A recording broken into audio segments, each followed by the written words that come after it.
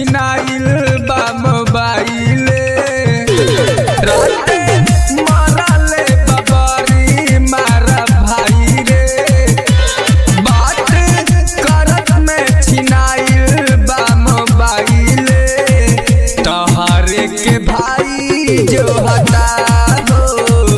काटा लेके भाई खो जाता जान तोहरा के काटा लेके भाई जो हटा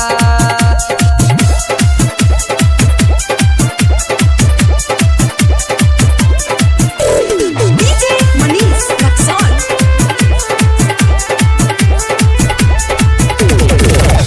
का जाने कहिए से भौजी पीछे रहुए लागल बतिया के खबर जान हमारा न लागल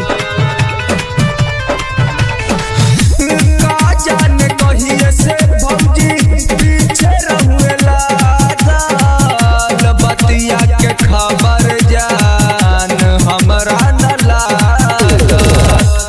अब रोतानी तोहरे जुदाई में फोन कइले बानी सखी के मोबाइल से तोहर के भाई खोजता हो काटा लेके भाई खोजता जान तोहरा के काटा लेके भाई खोजता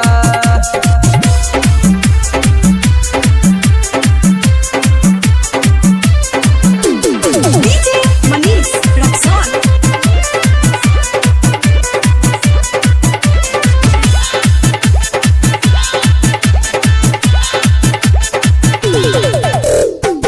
तोहरे संगतिया नतिया बोले भाई के फोन पे ओकर चक्कर में माई दगले ही खुद के